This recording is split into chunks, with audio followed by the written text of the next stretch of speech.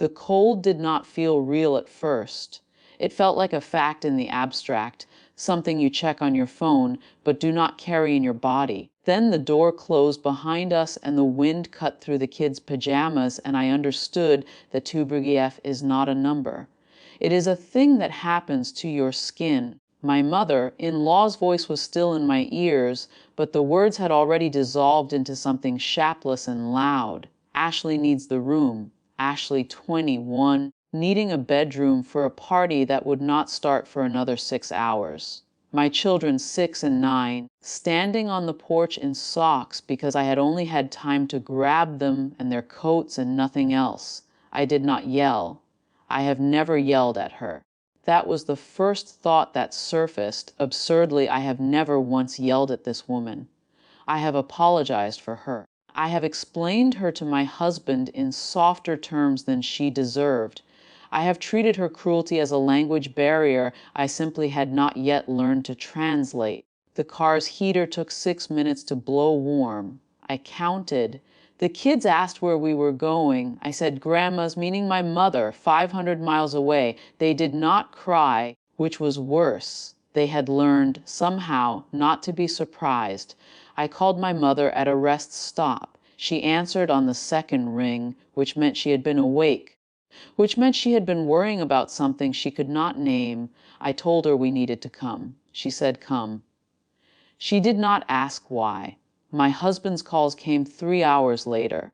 I let them go to voicemail, not out of anger, out of a sudden unfamiliar sense that I had nothing left to protect him from. He knew his mother. He had always known. I had spent 8 years building a bridge between them that she kept setting on fire, and I had called it love. When he found out, it was not from me. It was from a neighbor who saw us leave.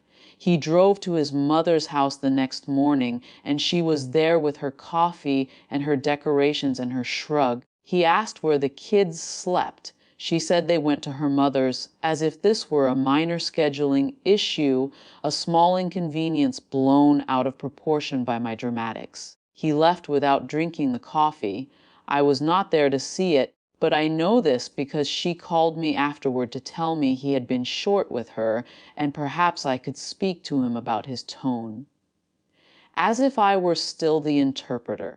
As if I had not spent the night on my mother's couch, my daughter's feet still cold against my stomach 3 hours after we arrived. He came home 2 days later. I had returned by then because I did not know yet that I was allowed to stay away. He sat on the edge of the bed and said he had accepted the relocation.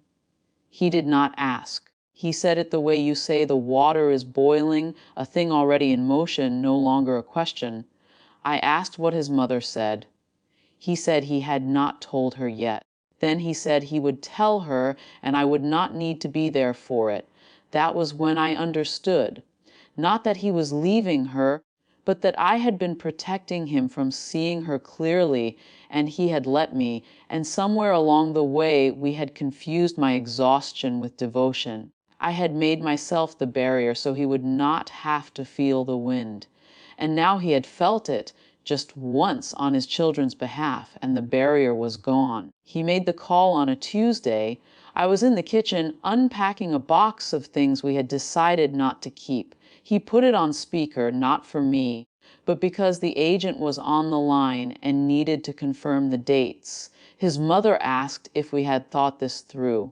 He said we had. She asked what she was supposed to do without the kids nearby. He said very quietly, the kids can't be outside in February. That's not negotiable. Through the phone, I heard her exhale and then silence. When I looked up, she had gone pale.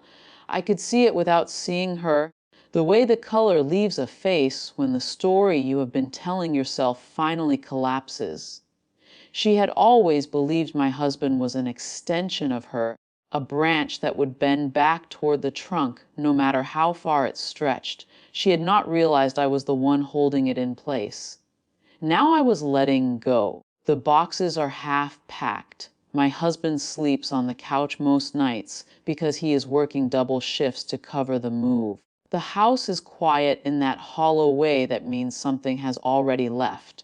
I sit on the floor with a roll of tape and I think about loyalty, how it is supposed to be a thing you give to someone, not a thing you sacrifice yourself to. I do not feel victorious. I feel the cold differently now, not as a memory of that night, but as a fact I should have acknowledged sooner. We are moving somewhere warmer. But that is not the point. The point is that I am no longer translating. He saw it, he acted, and now we will live somewhere else, where tu bube bff is just weather, and the door does not close on my children unless I am on the other side of it with them.